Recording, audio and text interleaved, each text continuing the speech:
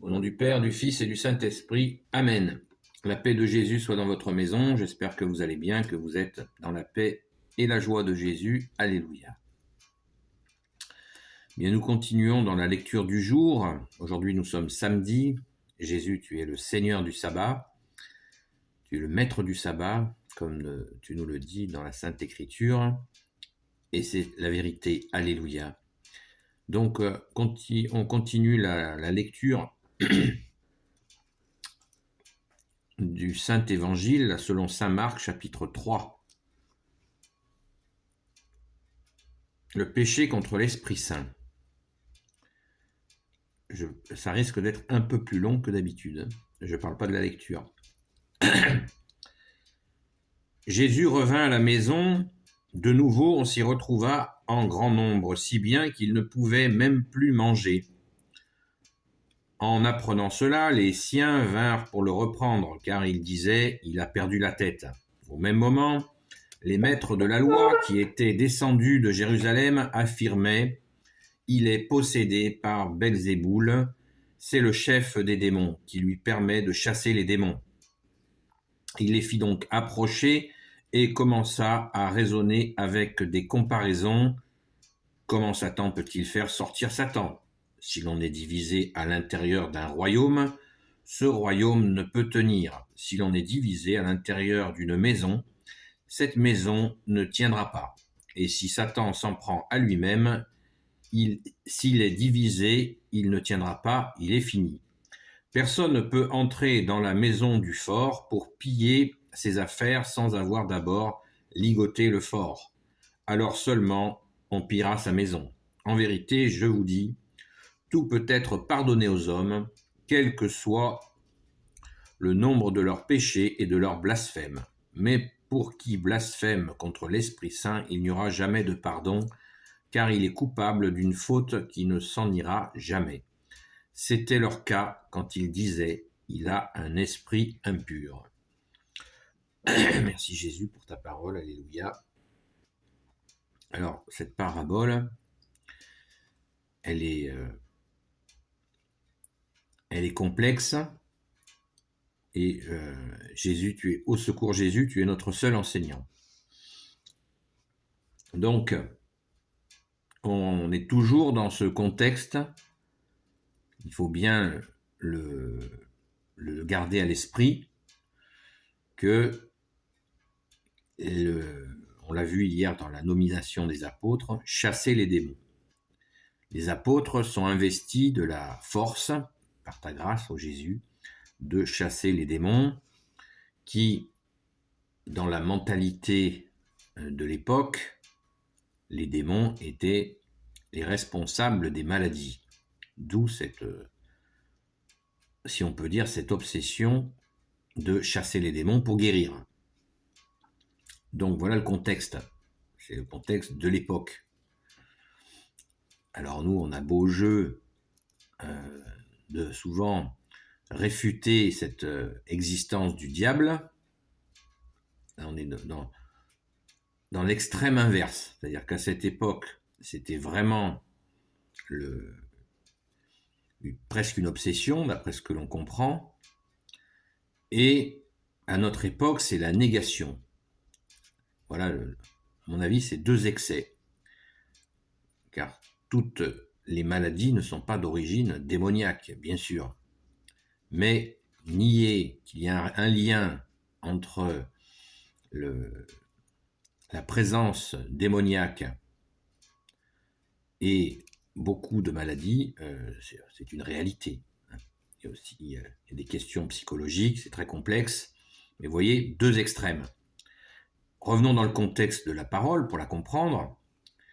Donc Jésus argumente tout à fait sainement, avec sainteté, puisqu'il est Dieu. Tu es Dieu, bien-aimé Jésus, et ta parole est vérité. Jésus essaye de les remettre, de les ramener à la raison, car ils ne sont pas logiques avec eux-mêmes. Tout royaume divisé contre lui-même est amené à disparaître, leur explique-t-il. Et ce qui est important, parce que beaucoup se posent la question, quel est donc ce péché contre l'esprit? Eh bien, dans cette traduction, on peut les remercier ceux qui ont traduit cette Bible des peuples, parce que c'est vraiment très clair.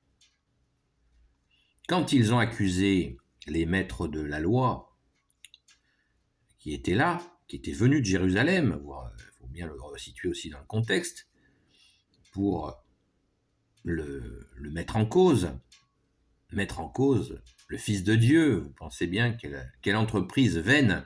Mais bon, les gars, ils sont venus et ils ont osé dire ce qu'ils ont dit à propos de l'esprit. Et là, Jésus fait le distinguo. Il le dit dans d'autres, tu nous le dis, bien-aimé Jésus, dans d'autres paraboles. Celui qui insulte le Fils de l'homme sera pardonné. Oui, celui qui insulte Jésus sera pardonné. S'il demande pardon, il sera pardonné, il sera lavé de cette faute. C'est invraisemblable de pouvoir s'imaginer insulter Jésus, mais ça existe. Et Jésus a prévenu, il a dit, celui-là sera pardonné. S'il demande pardon, il sera pardonné. Et là, ces gars-là, ces gaziers-là, ces types-là, gazier c'est une expression, ça n'a rien à voir avec les professionnels du gaz. Ces gars-là, eh bien, en disant ce qu'ils ont dit, ils ont passé un cap. Et là, c'est terrible. C'est terrible parce que ce péché-là ne sera pas pardonné. Et ce qui est logique, on ne peut pas prêter une intention, ne serait-ce que trouble à l'esprit. Ça n'est pas possible. Ça n'est pas possible. L'esprit, nous croyons en le Père, le Fils, Jésus et le Saint-Esprit. L'esprit est la relation entre le Père et le Fils, il est d'une pureté indescriptible, la pureté de la pureté. Donc il est impossible de prêter la moindre intention mauvaise à cet Esprit Saint. Vous voyez, c'est vraiment Jésus nous dit, vraiment, là c'est la limite à ne pas franchir. Voilà. On ne peut prêter aucune intention néfaste à cet esprit parce qu'il est saint. On l'appelle sans arrêt l'Esprit Saint, le Saint-Esprit. C'est absolument magnifique. C'est une beauté, enfin c'est inimaginable. Donc l'Esprit Saint, eh bien, ces types-là, ils ont franchi cette limite-là en disant ce qu'ils ont dit à Jésus. Donc, nous sommes nombreux à nous poser cette question, mais quel est donc ce péché qui ne serait pas pardonné? Eh bien, c'est celui-là. On ne peut rien prêter de mauvais à l'Esprit Saint. L'Esprit Saint est saint. Point à la ligne. Ça ne souffre aucune discussion. Vous voyez, autant Jésus permet tellement de choses, comme tu nous le dis, bien-aimé Jésus, tu es doux et humble de cœur. Jésus, tu nous dis, je vous le répète sans cesse, c'est Jésus, c'est toi qui nous le dis, apprenez que je suis doux et humble de cœur. C'est-à-dire que Jésus supporte même les insultes, ceux qui l'ont insulté. S'ils demandent pardon, ils seront pardonnés. Même, je crois même à vérifier, même à propos de son Père, notre Père.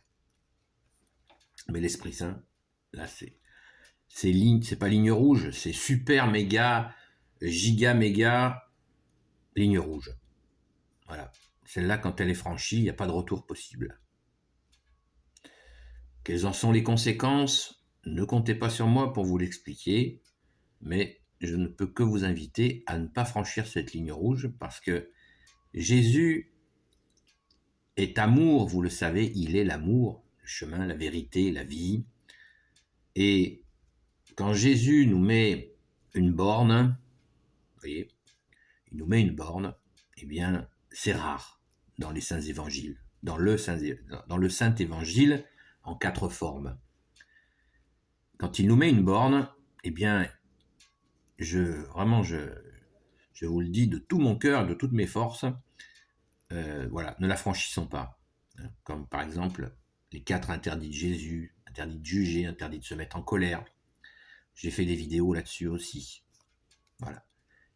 Il y a quelques interdits, et pour notre bien, il faut bien penser que quand Jésus nous met une borne, une ligne rouge, c'est pour notre bien, et en plus, tu nous donnes, Jésus, la force pour ne pas la franchir. C'est magnifique, c'est pour ça que je vous le répète, et le répéterai encore sans cesse, que Jésus, tu es notre seul enseignant. Amen, alléluia, puisque tu nous enseignes, en plus tu nous aides à être enseignés et à dépasser nos limites, et le cas échéant, ne pas franchir de bornes, de lignes rouges, et nous aide à comprendre pourquoi. C'est le cas dans cette parabole qui est complexe, mais qui est en même temps vraiment nécessaire. Alléluia, merci Jésus, tu es le Seigneur du sabbat. Je vous souhaite vraiment une bonne compréhension. En toi Jésus, notre seul enseignant. Alléluia, béni soit le Père, le Fils et le Saint-Esprit. Amen. Ô Jésus, toi qui peux tout et qui portes tout, toi le Sauveur, toi l'Emmanuel, je te confie toutes celles et ceux qui regarderont cette vidéo ainsi que leurs proches selon ta sainte volonté, ô Jésus. Sainte Marie, Reine des cieux, toi l'Immaculée Conception, toi qui écrases le serpent, toi qui as la lune sous tes pas, toi notre Mère, Notre-Dame.